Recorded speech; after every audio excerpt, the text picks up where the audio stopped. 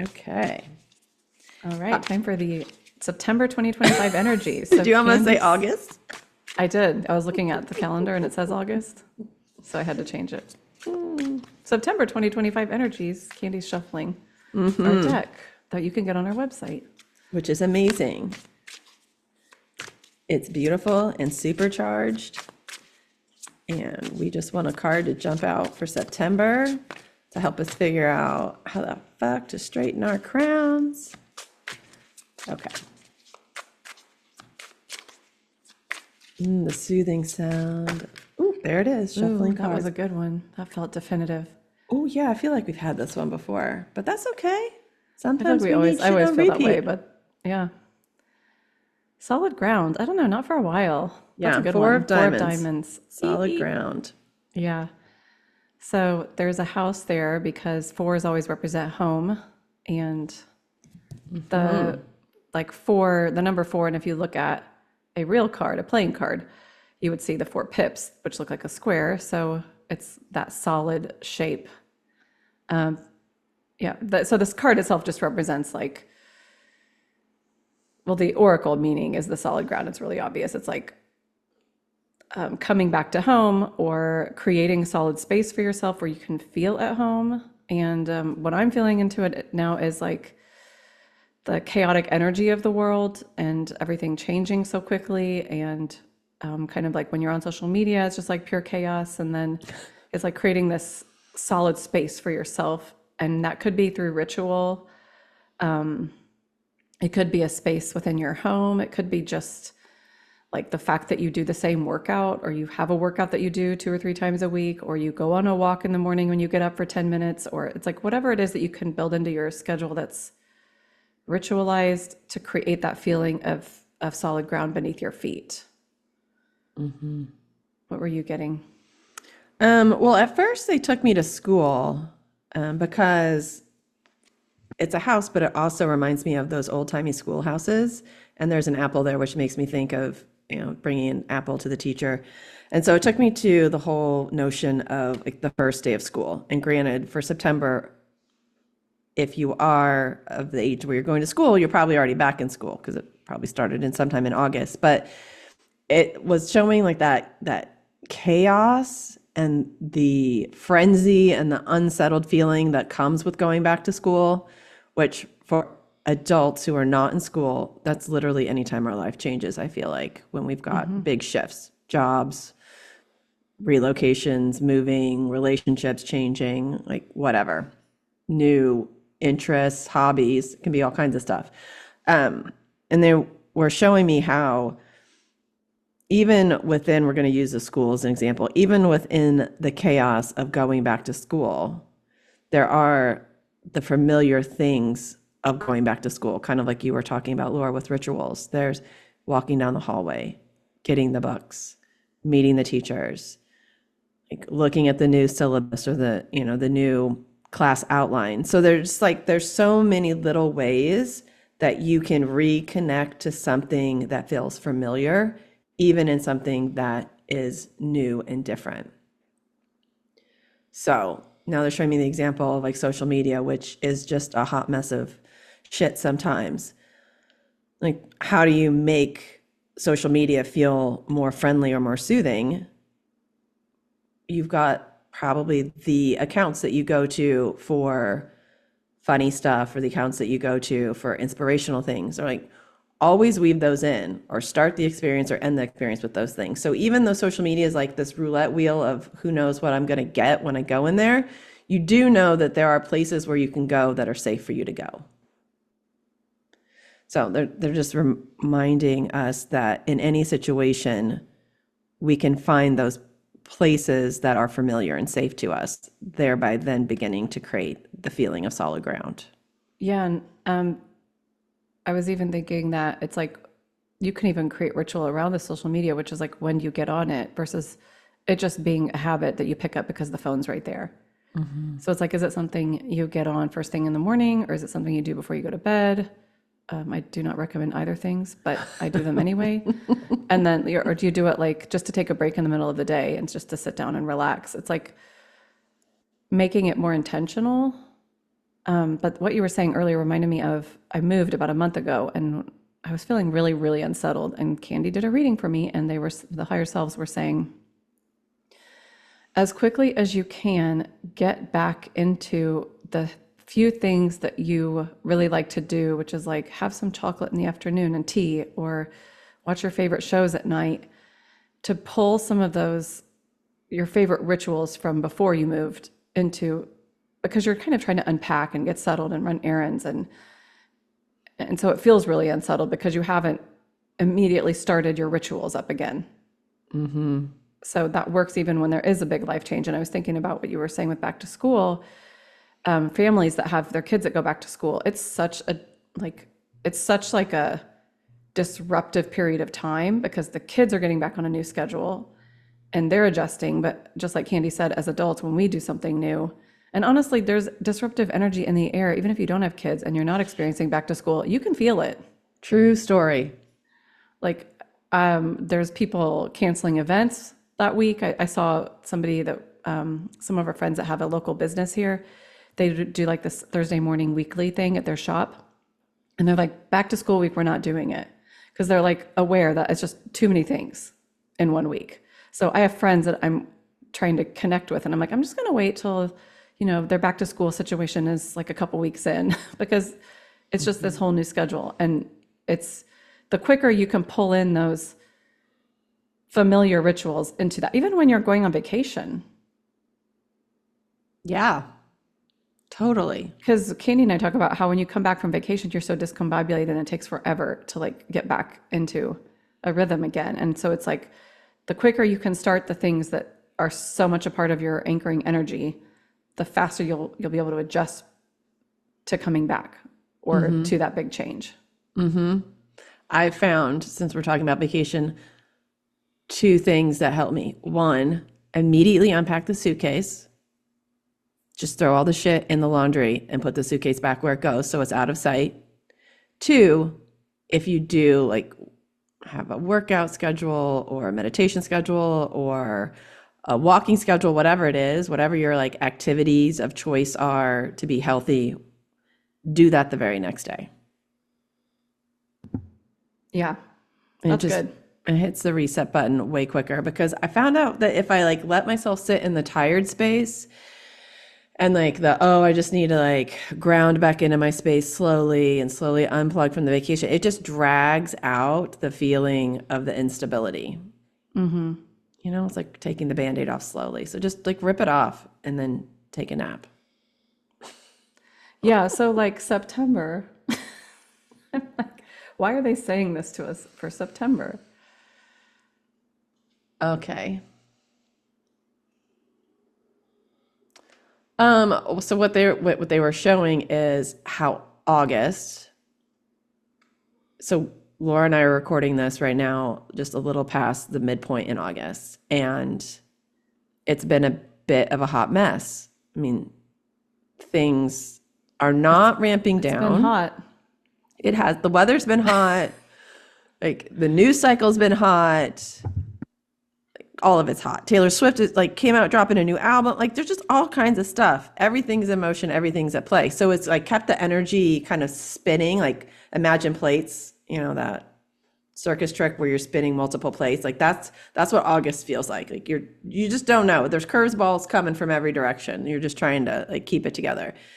September, like it's just going to continue into September. #sorry, not sorry. I mean, even the heat's going to carry into September for some of us, or at least it's not going to be the weather patterns that we expected. So it will continue to feel like a full-on assault of the senses in some regard. And what this card is here to remind us is at some point we are responsible for not getting control of it, because they're like you can't control outside forces, but getting control of your own experience around it. And to do that, we're going to start by going back home. And home is inside. So what do you need to do to take care of yourself in the moment to like dial down the chaotic external factors, or at least close the door and shut them out for a little bit, turn down the volume, whatever it is, so that you can reground and it might not seem as chaotic. Otherwise, we just get spun up in it and then we can't get out of it. So true. And it's so helpful. Yeah, I really needed that. Personally, thanks, guys. What else, Laura, for you? Anything else that's coming forward?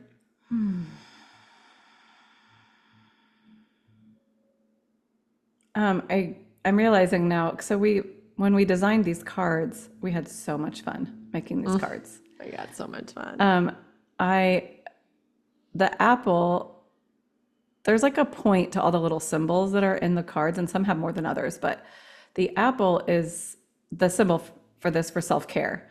So sometimes, like when you buy these oracle cards and you use them, like when when you look at a card, one of the things you should do is just immediately feel into what are the symbols telling you. So like for me, in this September month of Four of Diamonds, going along with all of this, the apple is health, right? It's an apple a day keeps the doctor away. It's like the symbol of being healthy. And that can mean a lot of different things for a lot of different people, but it's not just food, but it's, again, all of those things that you do to make yourself feel good and healthy, and the fucking perimenopause, the pyramid, Maslow's hierarchy of needs. There it is. The bottom of the pyramid is the physical body and your shelter, your access safety to food, and you can't be messing with your spiritual self. The theory under this is that you've got to have a solid physical experience to be able to work on spirituality, and your whisper and all of that is a privilege because you have an okay base of the pyramid that you can operate the higher levels of the pyramid from. So I think it's that focusing on those physical needs, and then the self-care needs can open up the space for you to then be able to work on the stuff you need to work on with your inner awareness or your whisper and all of that stuff. We talked about this when we went on the Camino in 2018, and of course we talk a lot about hosting our own Camino someday, but we went on a Camino with our friend Manny Coe, who leads Camino trips in Spain, which is, Camino means path, but it's the Camino de Santiago de Compostela, which is a pilgrimage that has been around since like the year 1000 or so. And it's gaining a popularity more and more, but you basically just walk from one area to another area. You don't even have to go all the way to the end of the pilgrimage. But, and so when we did this pilgrimage, we talked about how like we're doing a posh Camino. What does he do? He calls it a glamino. A glamino. Instead of glamping, it's Like a glamino. So we stayed in nice hotels, and then, and they would bus us and we'd walk, and then we'd go have a big meal. And please, I'm not camping. Like I do not camp. This is not something I ever want to do, ever. So this sounded perfect to me, but we had this whole discussion because of course there's like, oh, you're not really doing the Camino if you're not trying to find a place to stay every night and sleeping in a hostel and like hoping there's a bed available when you show up and getting bed bugs and all of that shit. And I was like, I actually have the exact opposite. And I will say, Shirley MacLaine wrote a book about this because she did it in the 90s. She wrote a book about the Camino, and she says the same thing. She's like, why are we so obsessed with suffering? Like, why purposefully make yourself suffer when you don't have to? And in my mind, it's like we worked on our whisper, like on our abilities and our connection to our higher selves on that Camino because we were comfortable and because I was able to have a poop every morning and be comfortable all day. Like legit, like we slept in nice beds, we had a decent amount of food. And so because we were able to have that solid ground of an experience with all the physical stuff, we weren't in pain carrying a huge backpack, all that stuff. They took all of our shit for us. We didn't have to carry anything around if we didn't want to. We were able to spend that time tuning in. So I think that's also part of this Four of Diamonds. The apple caught my eye there. And it's like, when you create that solid ground, then you have the platform and the space to be able to start working on this other stuff. Yeah, you're reminding me now of the experience that I had after the hurricane went through Asheville, or the tropical storm went through Asheville. It was such a traumatic experience. I mean, I've never been through a natural disaster of any sort, and I don't really know how you are equipped prior to. Like, it's just one of those things that like it sort of develops on the fly, but I definitely was not prepared. I was not equipped. And as a result of that lack of safety and security, there was no power, no cell phone coverage, no internet coverage, no ability to buy food or water. There were no ATMs, there was no credit card machines. If you were either getting stuff free or you were using cash that hopefully you had. The gas stations weren't open. We were hearing that there was no way in or out. It was a mess. And so any piece of feeling safe that I had in my body was gone. And in those moments, I also didn't have the ability to access my whisper, my higher self, my intuition, because I was essentially kind of just in panic mode. So at any point in time, we can lose that connection because we can allow ourselves to get so wrapped up and so spun up that we lose all sense of safety and connection. And when that happens, then we also have the potential of losing the connection to the bigger picture and the wisdom that we carry. So it's so important to know how to get yourself back to solid ground.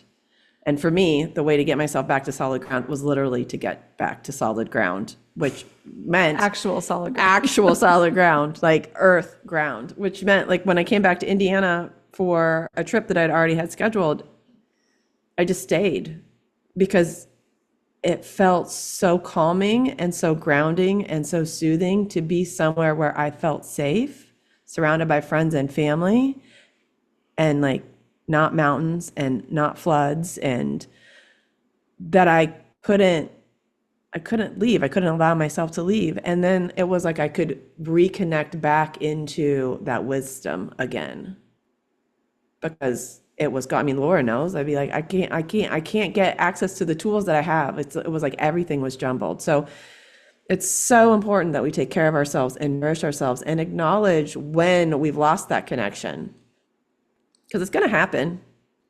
Yeah.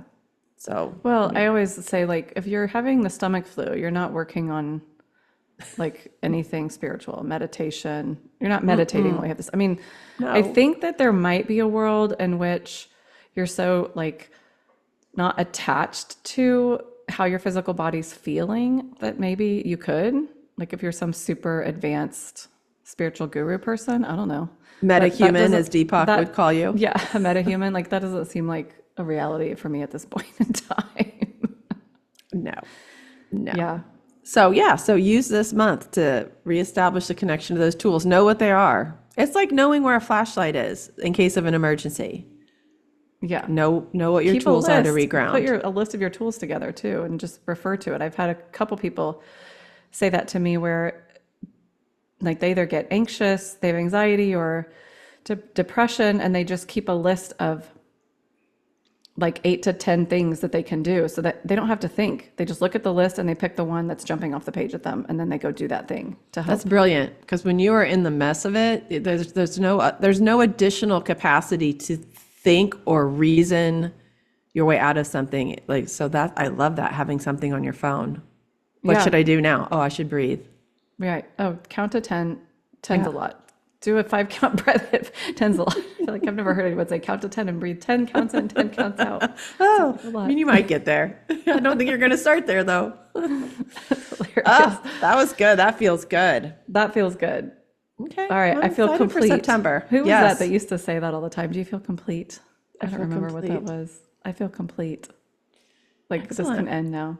Yeah. All right. All right, friends. Let us know what you think. Happy Toodles. September. That wraps this episode of One Card Shy. Did you love it? Leave us a review, share it with your friends, and sign up for our monthly crown straightener. Bonus, you'll get our free Claim Your Crown guide when you subscribe. And be sure to find us on Instagram and check out our website. Both are rainworld.co. All the links are below. See you next time, Queens.